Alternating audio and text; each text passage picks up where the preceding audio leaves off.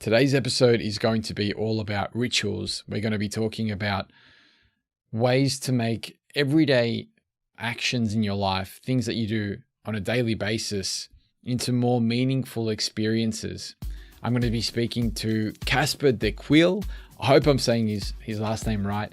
He is the host of a very popular podcast that reads sacred texts, reads Harry Potter as a sacred text, which is very interesting. He went to Harvard Divinity School, and he's an amazing person. He just wrote a book on rituals, the power of rituals.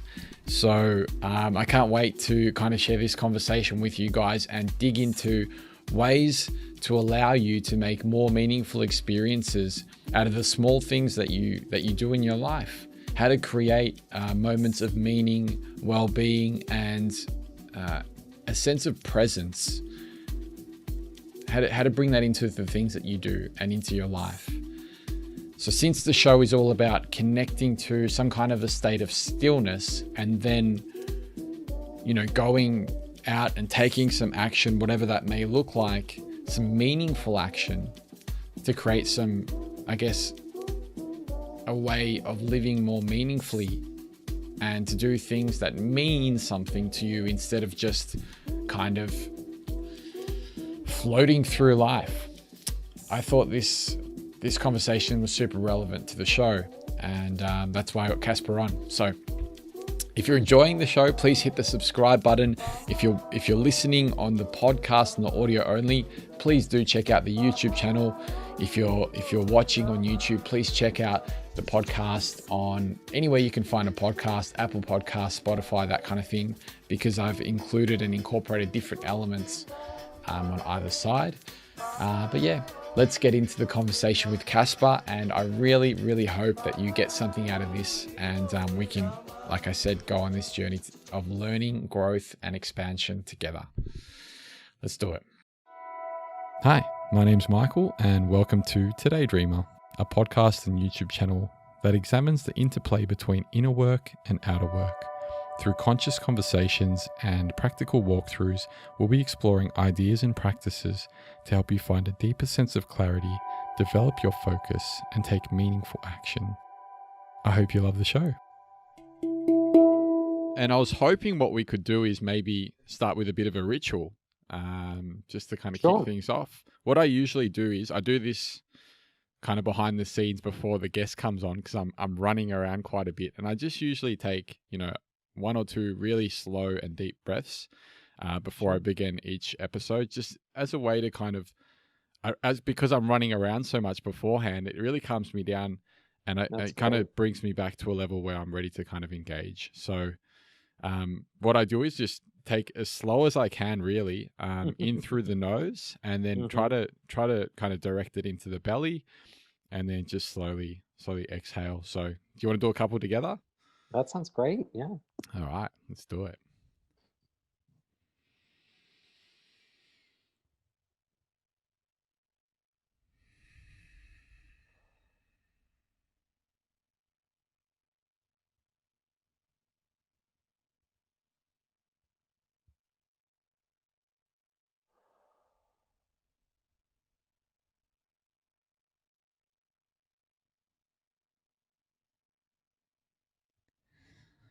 Just feel the energy's changed already. It's quite a nice feeling. So Casper, where do we begin with this? I'm thinking probably, it's probably a normal thing that you do, but a definition of ritual for everyone out there might be nice, or your definition actually, because I'm sure there's a few different ways you could take it. But I'm interested to hear kind of how you would define ritual. Yes. There's definitely different interpretations out there. I'll give you the way that I think about it in my heart and the way I think about it with my head, just to give kind of two different ways in. The first thing to say is that often we use the word ritual next to words like habit or routine. And I think honestly, that doesn't help us very much. Habits and routines are things that we do frequently, sometimes every day, that fulfill a functional purpose. So you brush your teeth because you want to have good dental hygiene. And a ritual is not performed or practiced because of the functional purpose, but often because it has an orientation towards meaning or symbolic evocation. So although sometimes from the outside they can look the same, a ritual is really oriented toward things of ultimate meaning and purpose. And so in the kind of heady description, you can think about ritual as a patterned repetition of movements or language that kind of contains a moral emotion, something like gratitude, or you practice it to cultivate courage or connection with loved ones who have passed away. So you're always orienting it towards meaning. A kind of a nice way of thinking about it, or maybe feeling about ritual, for me, is this idea of walking the bridge between the way of being that we have in our everyday life, at least in my everyday life, which is, to-do list, got to do this, got to respond to that email, all the busyness of everyday life, and kind of walking the bridge from that world into a world of spaciousness, into a world of connection, into a world of meaning. And so, I loved sharing a little breath with you just before this conversation started, because it's just one of those ways of just crossing that little bridge from one world into another. Not that one is better than the other, not that you always have to live in the world of ritual and meaning, but that we have the capacity to cross between them, I think, is a really powerful and important life, not even life skill, but like an inheritance that we all get to receive. Mm. Do you feel like, oh, there's a lot of ways we can go with this. Do you feel as though there's an opportunity to kind of cross that bridge more often than we may realize? No doubt. No doubt. So I wrote this book, The Power of Ritual, and I really wanted it to be accessible, especially for folks who might not have seen themselves necessarily as religious, or kind of walking around that spiritual but not religious category. And the whole orientation of the book is to affirm the things that we already do every day. So whether it's the snuggling your kid before bedtime, whether it's the putting moisturizer on your face, or cooking dinner. I really love the idea that our spirituality lives in our everyday life, that it's not going on a beautiful retreat or moving to Thailand for 3 months, although those things could be great, but that we really live out our spiritual life in the everyday. And so to think about those everyday practices as opportunities to make into a ritual. So one example is that, when I put moisturizer on my face in the morning, I look at myself in the mirror and I say, life is full of joy and suffering, and today will be no different, which is just a reminder in that kind of this too shall pass idea of, like, if you're feeling great, that's awesome. You're going to feel not so great later, because that's life. Or if you're feeling really awful, there'll be something nice that happens today. And it's just it's a nice way of affirming, for me, the kind of the fullness and the reality of life. But I'm doing it while I'm putting on my moisturizer, so there's a very, it's not enormously esoteric or complex or challenging. So I love having that kind of building in the meaning, or uncovering the meaning in the everyday. Yeah, it's interesting when you look at, you mentioned earlier that it wasn't a habit, and you look at kind of, there seems to be a sense of repetition that comes into rituals, and Yes, kind of maybe even you can turn a habit into a ritual in some way, absolutely. if you maybe add some meaning to it or do something with a bit more intentionality. I feel as though there is a connection between the two, but how does one go about maybe noticing more ways to be able to incorporate ritual in their life? You pointed to it so beautifully just in what you said there. I like to think about the way in which we can move from a habit to a ritual as three things: intention, attention, and repetition. And so the kind of the big one is that first step is finding an intention, right? Is finding a reason or a symbolic meaning or something additional to the functionality that we want to add to it. The second one is to find a way to pay attention while we practice it, because sometimes with habits, maybe you're listening to a podcast, maybe you're thinking about the fight you had with your partner, whatever it is, that our awareness is actually somewhere very different, especially if it's a habitual task. If you're driving, you're like, wait, I can't remember what happened in the last 5 minutes of my driving. That's a good sign that our brains were elsewhere. And so to find a way to pay attention, this is why in traditional religious liturgies, you so often see things like incense or beautiful music or, different prayer poses. They're all ways of helping our body be present to this moment. So using the 5 senses as a kind of a design orientation around ritual making is really helpful. So building in things that taste delicious or that smell nice or that strike us in what we can hear and see and touch and feel. Those are all ways of helping us to pay attention. And then, as you said, things that repeat over time, that's a really helpful kind of way of turning that habit into something that's a ritual. And honestly, the way I would think about it is to kind of go, as my friend Kushat says, go ritual spotting in your own life. So what are the moments already that are kind of latent with opportunity? Is there something that you do maybe quietly to yourself? Maybe it's not something you've really even thought about consciously, but a moment where you already feel yourself kind of thinking about big life questions, or a moment where you maybe feel really safe and you feel creative in some way. Those are often the places which are most ready to be turned into a ritual. It's almost as if you want to accentuate certain moments. Exactly. And then, yeah, obviously create something around that to make it a bit more meaningful in your life and on a regular basis. And that sounds like a really powerful thing. There seems to be, I don't know, like this sense of beauty to it all, this sense of, creating a beautiful moment out of what might have just been another ordinary one. Why would we do any of this besides that reason? Like, what's the purpose of ritual, and why should people consider maybe, incorporating more of it in their lives? Yeah, very often we think about ritual as something that's nice to have, right? That it's kind of decorative and that it makes life more pleasant and more beautiful. Yeah. But it's not really important.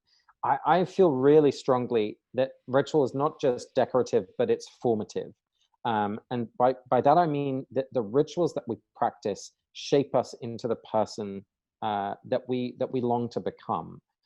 If you think about it, what we practice, we become, right? So if you're practicing piano, or if you're practicing taekwondo, or if you're practicing generosity or courage or humility, right? Those are things that we cultivate when we practice a ritual, and it's why the intentionality is so important in a ritual, because we can, if we're not careful, practice habits and rituals that we don't intentionally choose and that shape us to become something that we actually don't believe in.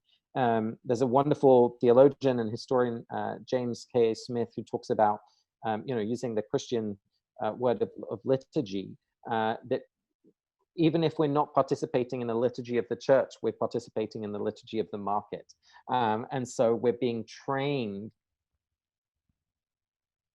or sell, and that we ourselves consider ourselves as part of that kind of world of consumption, rather than as something inherently worthy and good, as a spiritual being as well as an economic one. So I really love that idea of, you've got to be careful about the rituals you choose, because they'll shape you, and if we're not careful, we'll end up in places we don't want to be. Yeah, there's almost a sense of relationship that takes place, how you're relating to the world, how you're relating to Absolutely. yourself, the people around you, and just kind of, even like, you could be doing something as simple as, picking up your son from school, and you might notice a special tree on the way or something. And the way that you relate to that tree, if you do that on a daily basis, would have a big impact on who you become or who you're becoming as a person. And I understand, I can see how unconsciously we may be doing things ritualistically without even realizing it, in a way that, again, shapes us in a direction that we might not want to be going. That makes total sense. Do you have any special practices to bring back that sense of stillness and maybe gain a little bit more clarity, to become a bit more conscious when that might be happening? Oh, yeah. Although I have to say, I'm so thrilled that you're in Melbourne and you just mentioned relating to a tree, because one of the things that I wrote about in the book, in the chapter about connecting with nature, this was maybe 5 years ago, when trees around Melbourne got those email addresses, and people started to write love letters to these trees. And I just thought it was such a beautiful example of how we can relate to the world around us. So that just made my day. But yeah, in terms of specific practices, one of the practices that's been most important for me of building in that kind of time of stillness and reflection and making space, honestly, for things that come up that I wouldn't have planned for, often more creative or artistic things, is my tech Sabbath practice. And so really inspired by the practice of the Jewish Sabbath. On Friday night, I light a candle, I turn off my phone, I turn off my laptop, I hide them in my bookshelf, and then I stand in the middle of the living room and sing a little song to myself. And for me, it's this moment where I kind of cross that bridge, right, from the time of work and striving and creating and all of that stuff, to a time of spaciousness. And I often post on social media before I do this, the work is not done, but it is time to stop. And I really love having that interruption that isn't about completing the tasks, but it's like, nope, Sabbath time is here. Like, you just got to roll with it. And one of the things that really inspired this practice for me was reading Abraham Joshua Heschel, great Jewish theologian and rabbi of the 20th century, who really reframed something about Sabbath for me. Instead of seeing, a time of rest as a time of recharging your batteries or preparing for the work week, he said, no, the work week is a time of preparation for the Sabbath. And so the Sabbath is the apex, right? Like, it's all about this moment.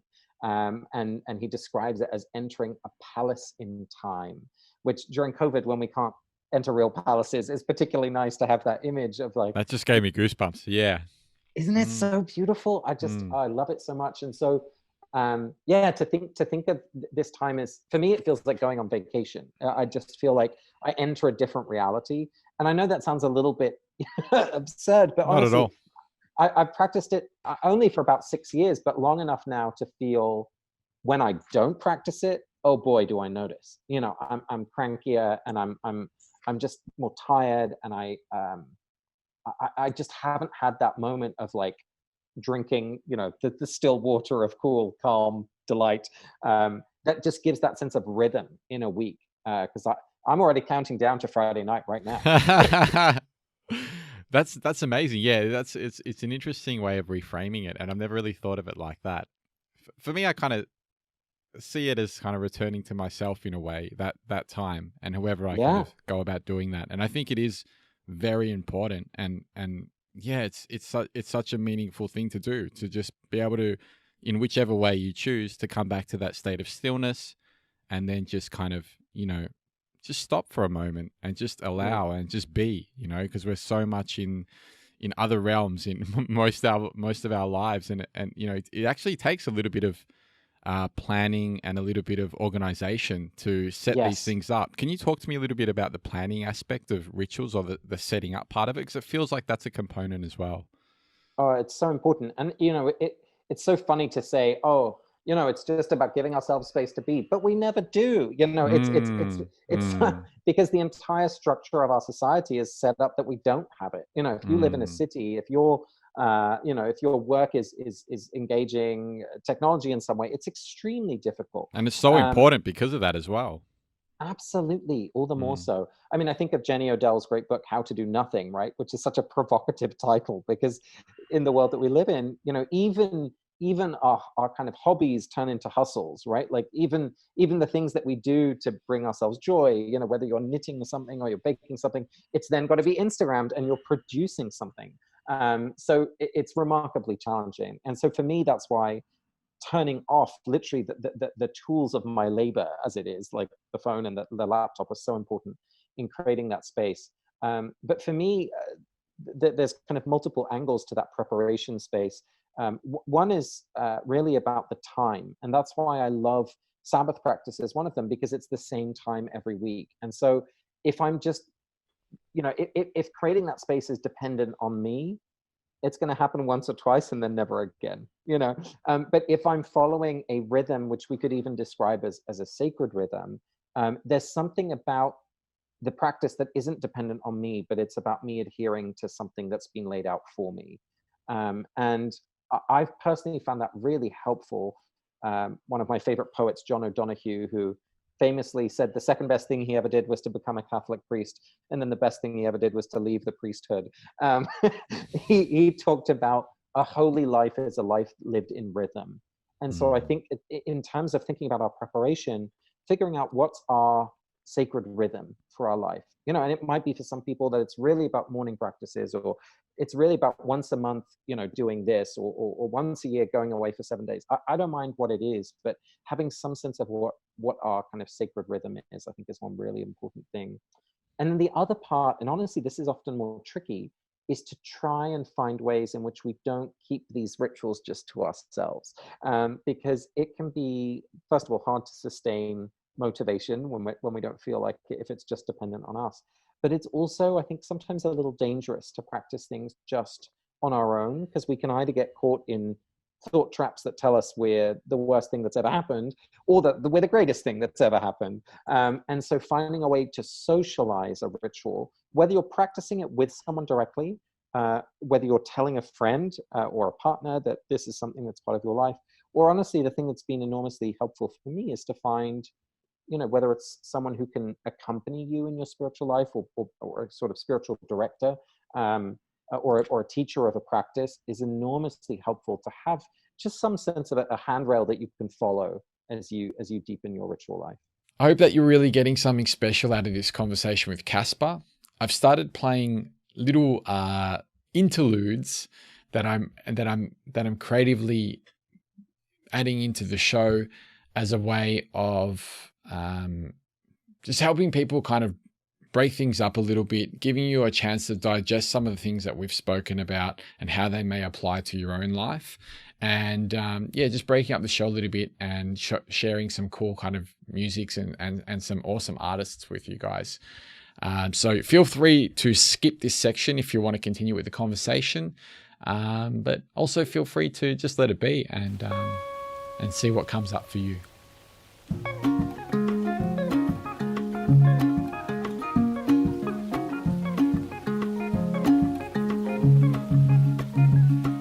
Son cul à Honolulu, je sais plus ce que j'en ai foutu, je sais plus où je l'avais ramené. Son cul, je crois que je l'ai oublié avec ses nénés. Un hurricane sur Marianne et toute la panoplie des souvenirs sans issue. Son con à Ouagadougou. Au fond, c'était quoi son goût? Au fond, j'avais pas bien vu. Ce con, je crois bien que je l'ai perdu. There's another connection besides the I want to bring it back to this thing you said about the trees in Melbourne. There's another really strong connection between us, and it's a really strange one, and it's only one that I discovered last night or the night before, I think. In your book, you've got a book, by the way. we'll put some out. We'll share some details about that soon. But in the book, you talk about a couple of different things. It's actually the way you've structured the book has really aligned with something I came up with about a month ago about really what my meaning in life is. And this is really a profound thing. But I've been really thinking about what I'm doing here and where my life's going. And what I realized I want to be doing is really finding a way to deepen connection between people and themselves. How do I find a way to deepen that is a question I've been asking. How can I deepen the connection between people and the ones around them and people and the planet? And it's so weird. I opened up your book and you've got literally those three things and an extra as the kind of structure of the book. So could you talk to me a little bit about that? Because this is something, you know, it's got my full attention and I want to dive a little bit deeper into it with you. Well, first of all, I'm so thrilled that, I mean, to have that kind of clarity about your own purpose and the calling, that's a beautiful thing to have. So I appreciate you sharing that. For me, it was a really helpful way of finding some way to give a structure to this incredible bounty of spiritual practices. You know, I one usual way to cut the cake, if I can put it that way, is to say, oh, this is a Jewish practice, this is a Christian practice, this is a Buddhist practice, this is a whatever, and that's enormously helpful, and we need to honor those lineages. But I think for more and more people, either they've grown up in a multi-faith household, so you're already carrying two traditions, or you've grown up in a household with nothing much in particular, so you don't really have a place to start with, or you're starting with a tradition that maybe you feel really marginalized from or excluded from, or it just doesn't seem to sit quite right. And so the way I wanted to invite people to explore these ancient wisdom practices was instead to think about something that's very approachable and practically helpful in our everyday life. And so, as you said, the way I kind of structured the book was to think about what are the practices that can help you reconnect with yourself, with the people around you, the people you love, and sometimes the people you don't love, the natural world, and then this sense of transcendence, the sense of something that's bigger than ourselves. And honestly, Michael, to some extent, each of those practices also relates to another type of connection. So it's a little bit foolish to try and structure it in this definitive way. But nonetheless, I found it a helpful way of just saying, hey, if this part is maybe something you already do really well, great. For me, for example, I'm such an indoor boy. I'm not a natural world. It's not the first thing I'm going to choose, right?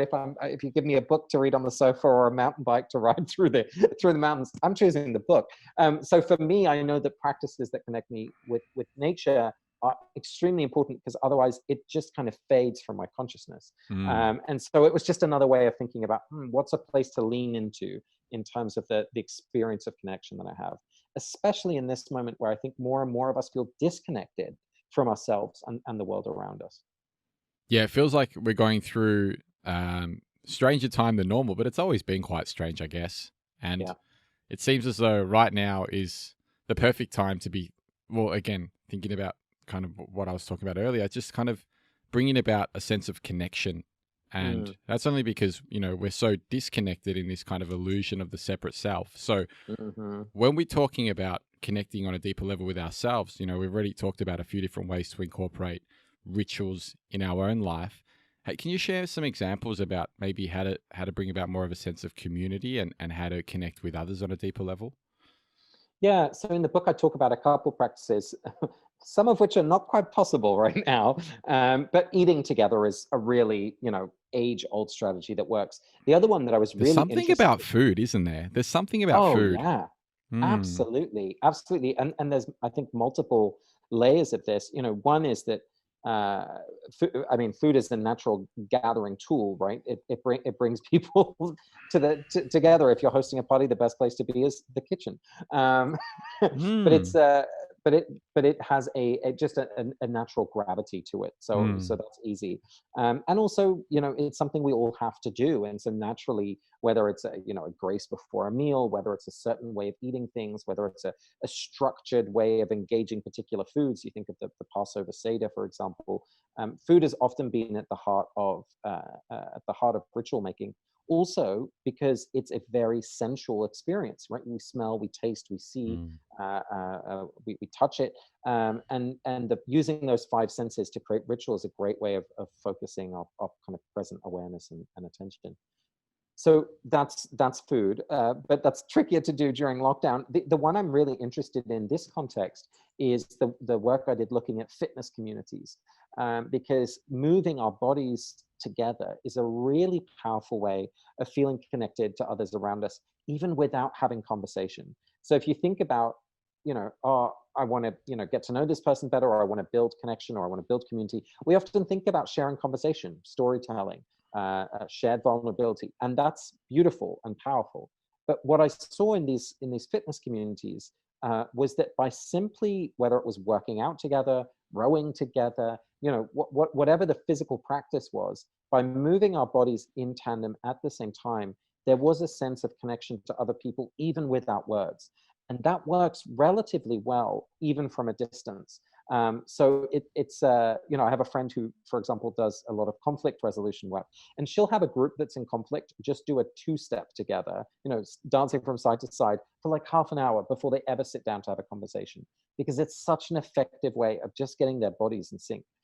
So even if you're doing this at distance, you know, whether it's kind of safely outside or whether it's mediated through technology, you know, playing the same track and having everyone move in the same way, that sense of being part of an imagined community is remarkably effective. Yeah, that makes a lot of sense. Yeah, there's so much. Again, there's so much I want to talk to you about here. I want to be trying to form some kind of a community myself in person, like an in-person community. And I've been playing with the idea of just kind of finding a way to have people in silence together and trying to make that work and have some Yes. kind of connection. So Well, yeah, shared silence is another great strategy that we often don't think about.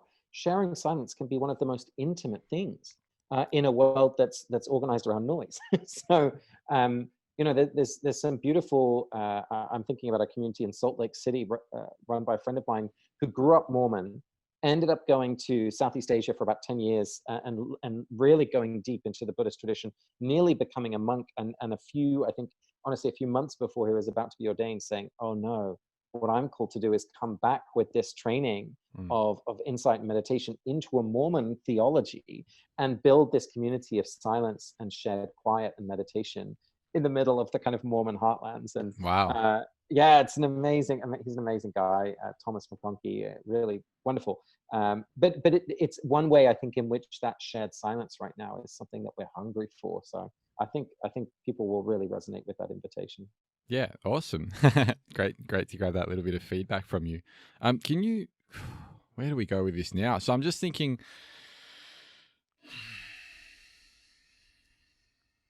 yeah, I'm feeling that you've been to Divinity School, right? And Mm, you've studied this. You've got this. I wouldn't say religious background from what I know right. of your upbringing, but it seems as though you've kind of connected the things from this religious realm to the everyday experience you were talking about a bit earlier. You know, fitness communities, and that's almost like a bit of a religion in itself. And it Yeah. seems like a lot of the things you're talking about, even with food and a couple of the other points that you've mentioned, there seems to be these connections that you're really good at kind of bridging over and noticing and kind of observing and analyzing and working with. Mhm. Can you talk to me about some more things that you've noticed there, or even your time at Divinity School? Yeah. Like what were you doing there? That sounds interesting. Well, I mean, it was definitely an unexpected turn because, as you said, you know, I didn't grow up with any sort of religious background.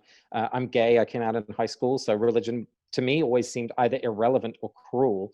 So it was a surprise to all concerned. But the reason why I ended up there was I was really involved as a young person in climate change activism. So I was mobilizing young people. Actually, a lot of friends in Australia involved with the Australian Youth Climate Coalition. Yeah, part of this kind of real sense of a movement and a mission. And one of the challenges for me was that in the big moments of kind of political decision making, especially around the UN negotiations, we didn't get the deal we needed. And for me, I kind of realized that I'd been working on a level of policy advocacy and politics, you know, getting this party elected or working with that politician, when really for an issue like climate, which is global and across time, it's a question of shifting our paradigm of how we understand Mm. ourselves to be in relationship with each other. And so I was lost when I was thinking about, well, how do we think about shifting culture? How do we think about shifting paradigms? And so I ended up in Divinity School because I wanted to learn kind of at a distance from these religions about how religious traditions have tried to shape people's understanding of the world So for that better was or your worse. catalyst to kind of get in there. That's right. That's Yeah, that's interesting. right. That's Mm. right. And what I was surprised to find out was the ways in which some of these practices and these traditions ended up being personally really meaningful. And so while I was sitting in the classroom together with my classmate and now co-founder Angie Thurston, she'd come from a theater background, also very non-traditional kind of student in the Div School context. Both of us were sitting in the classroom saying, look, we're learning about text study. We're learning about ritual. We're learning about, you know, how groups sing together to form community. Um, but none of our friends are involved in religious congregations. Where are they going to find this sense of meaning and community. And so we started to just honestly interview friends and friends of friends to ask them, where are you going? And this was the moment when I started to make that connection between the kind of ancient practices and the modern world, was people started to tell stories about, you know, the arts group that they were part of, or the maker space, or the CrossFit gym, or the fan community, you know, going to conventions together, the live action role play group that they were part of. And at first we were like, oh, that's interesting, that's nice. But then they started to tell stories about getting married in, you know, in with their arts community, asking their soul cycle instructor if they should get divorced from their husband. We saw people getting together for talent nights in their fitness group. You know, all of these things that you would expect to see, raising money for each other, looking after each other's kids if they're going away. All of this stuff that you would expect to see happen in a religious congregation were happening in these secular spaces. And so we started to see, hang on, spiritual life is not just happening within religious institutions. All of these kind of spiritual things are happening outside, but we just don't label them as such. And so that really started our interest to look at how, you know, not necessarily that religion is declining as we usually think about it, as more and more people report that they're less and less religious, but that religion is kind of changing, and that it's happening in new places and in new ways, but with these very kind of recognizable ancient roots. It's interesting when we look at the idea of solitude and how beneficial that can be to to a person, but then in the same breath, you know, it can actually be quite detrimental if you don't have that sense of community in your life. And you can see how things that can easily, you know, in many people's lives are becoming more and more disconnected because there isn't that sense of community. They don't have that kind of grounding, and there's something really beautiful about bringing people together and being in collaboration with one another, not being in competition. Knowing that your brother or your sister, whoever that may be to you in your family, or, you know, wider friend network or in your community, you know, people have your back, and the things that you do for people will be reciprocated in ways that you might not need to kind of foretell. And there's this sense of kind of, I can lean back and trust in my community, and my community can trust in me. And there's a real beautiful thing that I feel, you know, should really be kind of focused on at the moment, because it seems like it's really missing in a lot of ways. Absolutely. And there's so much data that supports that argument, you know, whether it's just indicators such as the average number of people we have over to dinner in our own home per year, that's halved in the US in the last couple of decades, whether it's self-reported rates of feeling lonely. And it's important to draw a distinction here between social isolation, which is the structural disconnection that we experience. So you know, the number of people who are separated or who live alone, the number of people who work from home on their own, right? So the structural ways in which we have less physical and emotional connection, but then also the experience of loneliness, which is the difference between the connection that we want and the connection that we have. And so what's so important in what you said, I think, is that sometimes we can feel at our loneliest when we're surrounded by other people, because we don't feel we can be ourselves, or we don't feel that we're understood, or people are interested in us. And so having both of those things at the same time, not only is, you know, an unpleasant experience, there's now all sorts of evidence to suggest that it's as deadly to, you know, it's as impactful on our rate of mortality as being clinically obese or smoking 15 cigarettes a day. So, you know, these practices of connection are not just nice to have, they are life-saving strategies. And I think one of the really important things that maybe the kind of the medical field, as it is discovering the impact of the importance of healthy relationships, is that we have this whole treasure trove of spiritual practices, which are all about healthy experiences of connection, that we can draw on those as strategies for healthcare even. And I think that's starting to happen now in you know, healthcare providers who are really switching on to that. But it's kind of an ancient form of medicine. You know, we are each other's medicine. That's so true. Yeah, that's kind of why I created this show. I really wanted to have a way to explore some of these practices on a deeper level and have people kind of maybe experiment a little bit with them, and you know, bring people closer with that sense of connection. Do you have any specific practices that you may want to share that's outside of the normal, I guess, meditation or yoga or breath work. Is there anything that, you Yeah. know, along your time or during your studies that you've kind of discovered that's caught your attention in an interesting way? Well, I've become very passionate about text study. I have a podcast called Harry Potter and the Sacred Text, together with my co-founders Vanessa Zoltan and Ariana Nedelman. And you know, in the same way that you were saying before, when we looked out into the world, what did we see? One of them was the way in which people loved fiction, loved movies, loved stories, and particularly the way in which fan communities have built around a particular text. And so I was really excited to see the way in which the Harry Potter fandom had not just kind of loved the books, but had been extremely creative responding to the books. So you had, you know, students at a college in Michigan creating a Harry Potter musical. You had pages and pages of, you know, not just fan fiction, but fan art. You had all, you know, the most wonderful kind of creations that came out of this world, out of this story.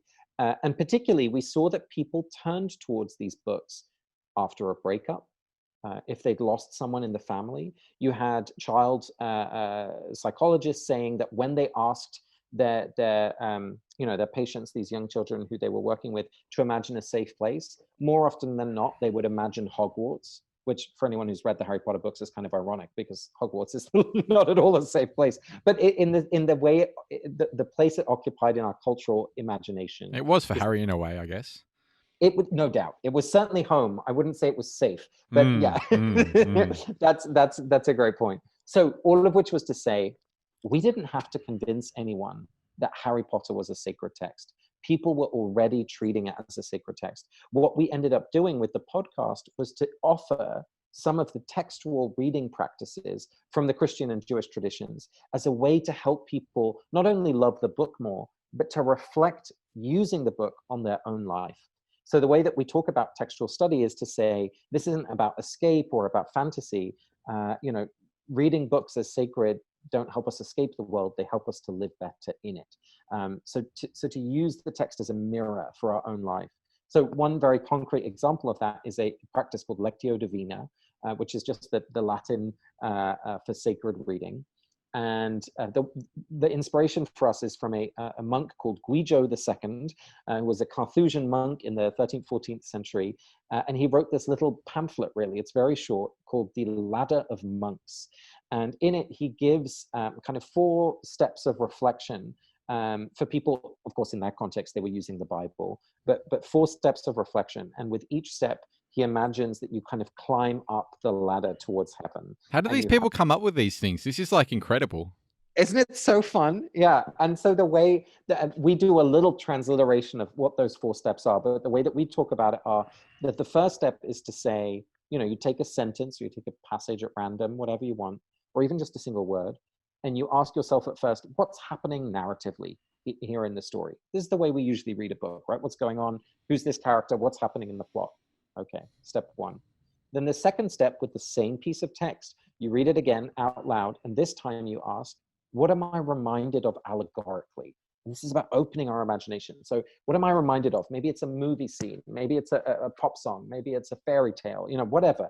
Just allow all of that, say it out loud, say it out loud. And what we're doing, Guido tells us, imagine the text is a grape that we put into our mouth. We bite into it and all the juices explode. So this is really about the kind of, you know, allowing some imagination and spaciousness. Is there something about the verbalization that's important in that as well? For me, it is. I think it's, especially doing it as a community, hearing different people read the text already shapes how we receive it.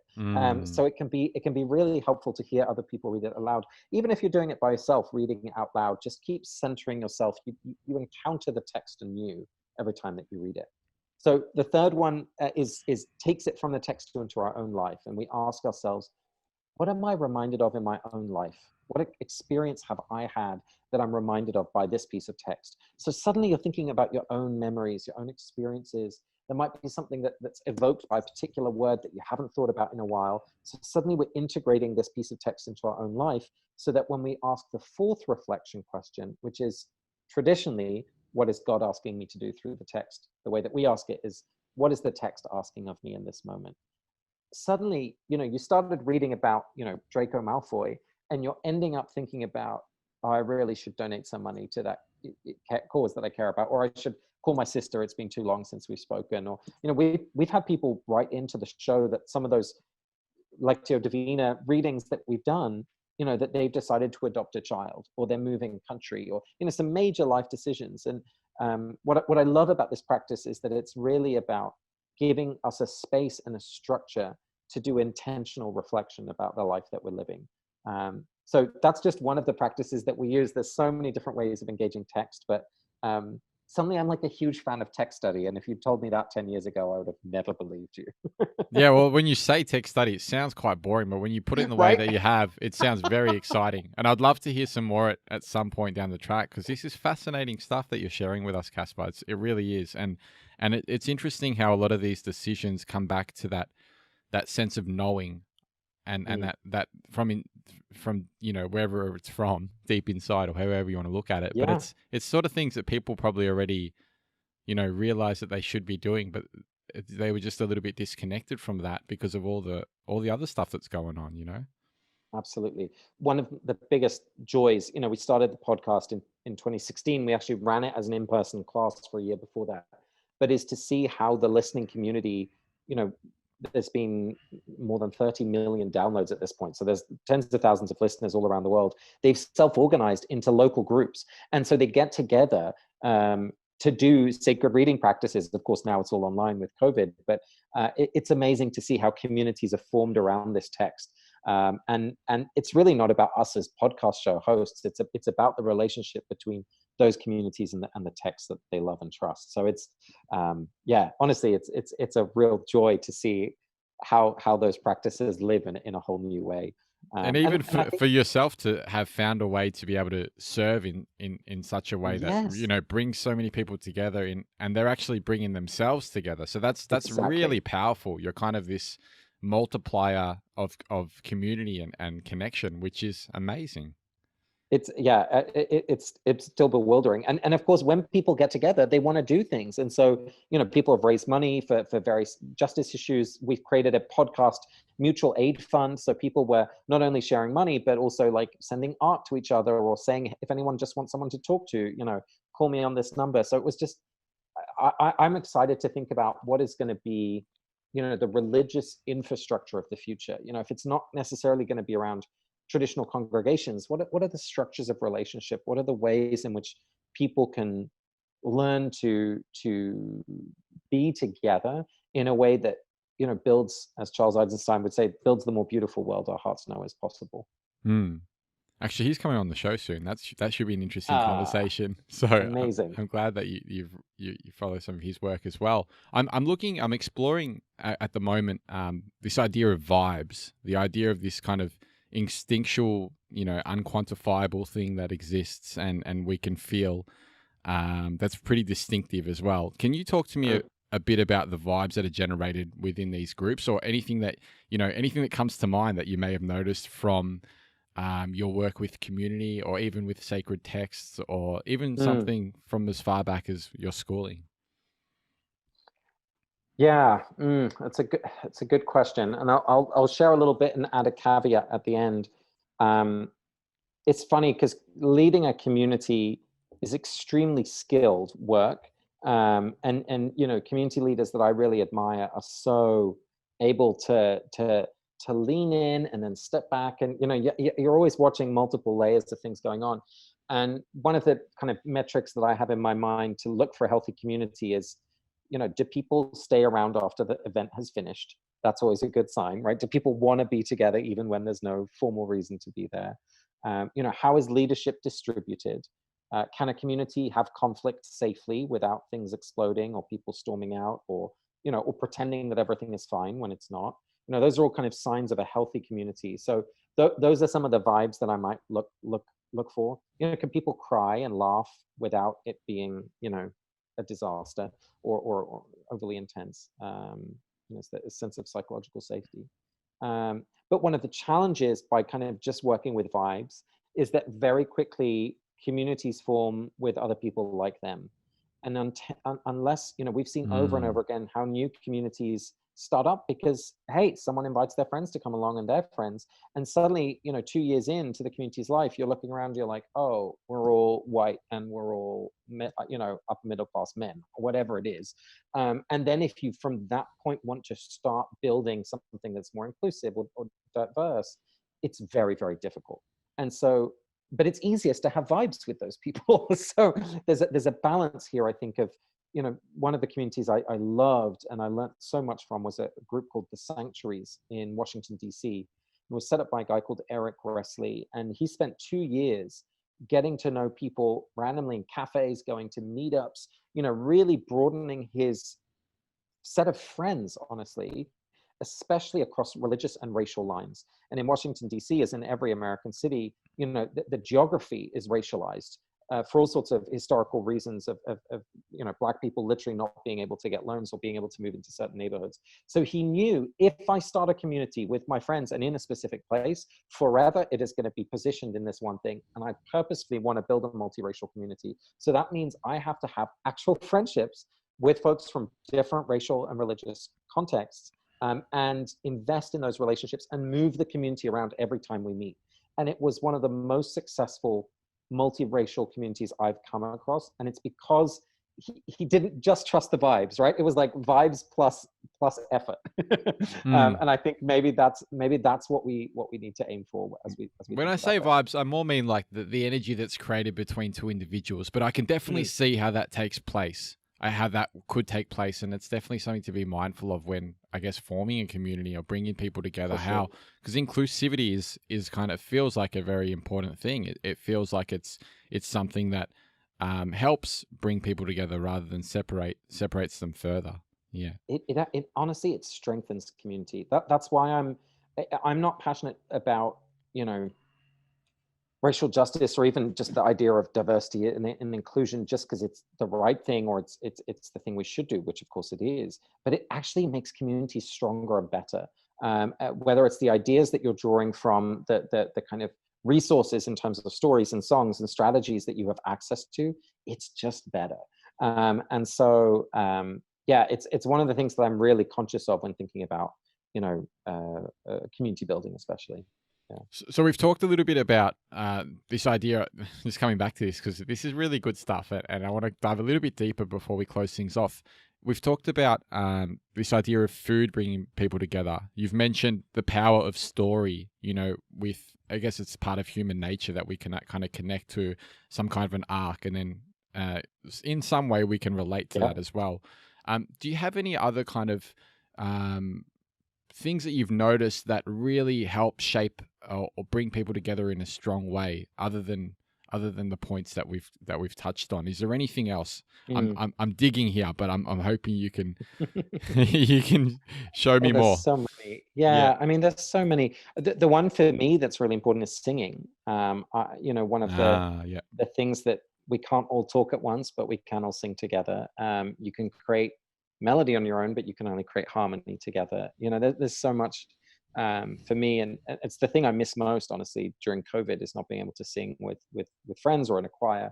There's a real sense of union when you've got the voices all in unison and all kind of together. I had an interesting conversation last week with Janet Stone about chanting and about and this idea of kind of reuniting people through the voice, and through that's our first and main instrument. So absolutely, and it's not just an oral experience; it's a physical experience, because when we sing together, we end up breathing in the same cycle. We end up breathing at the same time. So again, that sense of embodied, right, that we talked about with fitness communities, that the same thing is happening when we sing. And for me personally, it's the only time, honestly, when my brain disengages from like busy thoughts. Like I'm never having a second conversation in my brain if I'm singing, because it just something for me, it just settles my mind and settles my spirit. And so that's pointing me towards, I guess, the last chapter of your book, which we haven't really touched on much, and that is kind of transcending through all of this in some way, and however you want to take that. So it not only for me when I sing or when I chant, it clears the mind, but it also there's sometimes you get to a different place. You get to this place that it's pretty hard to put into words, and it's this amazing feeling that you can really only experience, it's very hard to kind of describe it or understand it unless you're there. But could you talk a little bit about that last chapter of your book and what's it called, first of all? And could you kind of describe that a little bit? Because I find that fascinating and I didn't really dive into it too much. Yeah. So the book's called The Power of Ritual. And as you said, that last chapter really thinks about how do you connect with a sense of something bigger than yourself. And so I use that language of transcendence. And I love that example of singing and chant where you can feel connected to people around you horizontally, but then there's a connection to something greater kind of vertically happening at the same time. And you can all be there at once, that's something really nice. Absolutely. And the practice that I really focus on reimagining in that chapter is about prayer, which to me, I'd always been so hesitant about that. I was like, what's this magical jukebox in the sky? This isn't real. But the way in which I kind of try and reinterpret what prayer is about is really about a sense of connecting with otherness. And I think you're right to point to the difficulty of language here. One of the traditions I love in Islam is the idea of reciting the 99 names of God, right? That there are so many names and so many aspects of the divine, and that you're never going to resonate with all of them at the same time. But there are little snippets that we might be able to connect with. And so sense. I think that beyond language is it's probably the best way to talk about it is to not talk about it. Yeah, it makes total sense. Probably a good place to close things off, Casper, because I'm kind of cognizant of time as well. But thank you. How could people, get a handle onto your book and find out a little bit more about yourself, what you're doing with this Harry Potter community, which sounds amazing. Can you share some information with us? And I'll definitely put some stuff in the show notes. Yeah, you bet. So the book is powerofritual.org, and it comes out in Australia in September. So you'll have a publication locally as well, which is great. And then you can sign up for I have a weekly newsletter, I should say, which is at caspertk.com. You can sign up for the newsletter there. And the Harry Potter podcast is Harry Potter and the Sacred Text. And we're halfway through book 7, the final in the series. So you can listen all the way through the last 4 years of the podcast if you're a completist. And you can always find me on Twitter at CasperTK. That's wonderful. Thank you so much for, joining me today and connecting with me and kind of having this moment with me where we can kind of share and hopefully add some value in other people's lives and help them kind of connect with the power of ritual. No, I really appreciate it, Michael. Thank you so much for the work that you do and the conversations that you have. And I really appreciate the invitation to be with you. Awesome. Thank you for tuning into this conversation with Casper. I'll leave links to anywhere that you can access his stuff in the show notes and the description sections. If you're enjoying this new style of the show, please let me know. I'd love to hear from you guys. I'm available on, you can message me through YouTube. So that's just youtube.com/today.dreamer. You can message me on Instagram, today.dreamer, or you can just write to me, michael@todaydreamer.com. Please reach out, give me some feedback, and let me know what you're thinking and how you're feeling about the show, and if it's helping you, and if there's any suggestions. I'd love to connect. I'd love to hear from you guys. And just honestly, from the bottom of my heart, I wanted to say thank you for being a part of this journey so far, and for listening, and for just being here with me. I appreciate it. Okay, that's it. I'll catch you in the next episode.